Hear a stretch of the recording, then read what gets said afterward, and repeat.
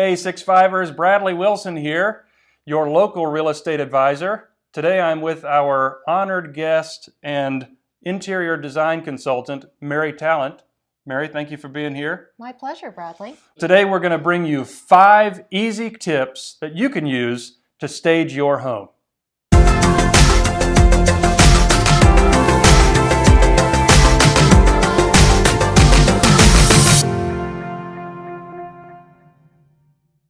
Please hit the like button and the subscribe button down below so that you never miss an episode.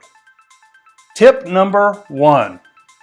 Well, Bradley, it's super important to declutter your space. Any kind of clutter is equity in your home or lack thereof. When a home buyer comes into your house and you've just got a bunch of stuff laying around, all they're going to be thinking is, if they don't know what to do with their stuff, then I'm not going to know what to do with my stuff here. We want to get rid of all the clutter that you have. You want to create a blank slate, taking personal photographs out of your space. You really want to think about it as clearing everything away.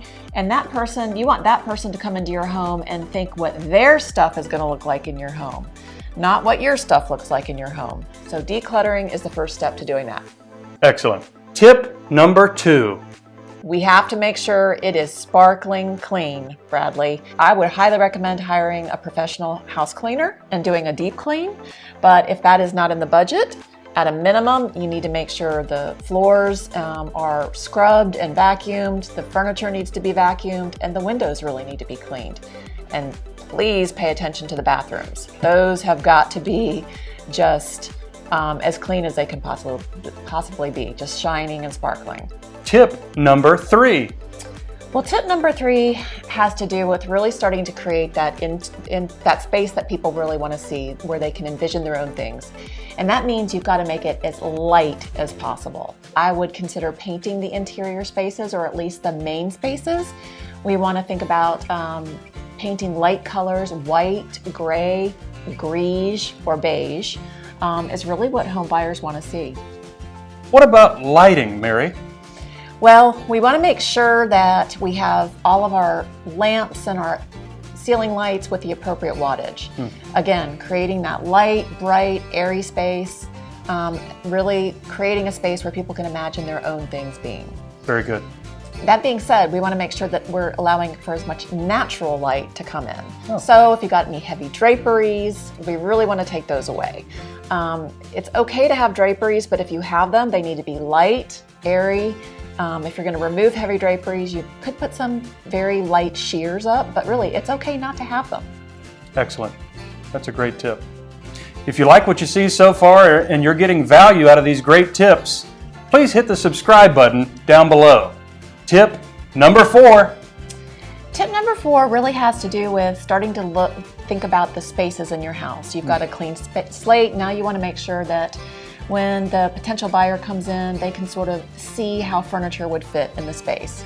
So we might want to rearrange some furniture to make the most out of those spaces, but we, at a minimum, want to clear pathways.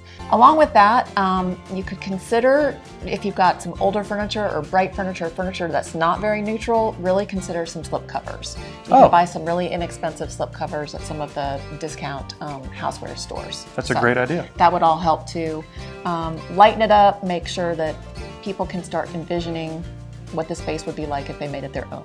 Very good. And our final tip, tip number 5. Well, Bradley, tip number 5 has to do with, now that we have a clean slate, let's introduce some pops of color, some layers of color for interest. I would recommend going shopping in your own home. You want to clear out all of your regular bath towels and get out your nice guest bath towels if you have them. You can get one of your own crystal bowls and put a bright pop of color, like a bowl of lemons or green apples. We want to take out some pretty vases and get some fresh flowers and put those around the house. Even like a pretty decorative cookbook or a tabletop book can be laid out to look very decorative as a pop. What we really want to do is start introducing some colors through throw pillows and throw blankets, and maybe some small area rugs. And I mean small, like 2 feet by 3 feet, that you might put in front of your kitchen sink to tie in the fruit or whatever colors you've got going on in there. Accessorizing on the blank slate is just going to really draw the eye to the space and make it very soothing, and really create an inviting sort of atmosphere so people can start to envision really wanting to live in your home. Excellent. Here is a wonderful bonus tip. Well, Bradley, my bonus tip has to do with reminding people that, we're really focused on the interior of our homes when we want to sell. But the first thing the home buyer or potential home buyer is going to see is the outside of your home. Yes. So to ignore the outside of your home and the curb appeal, if you will, would be a big mistake. So we want to go look at the front of our home, take stock of what needs to be pruned, what needs to be trimmed.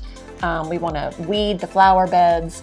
We want to put some fresh mulch out, and really think about planting some seasonal color to brighten things up. So we want to really pay attention to that space as well, so we have a nice, fresh, inviting look for a potential buyer.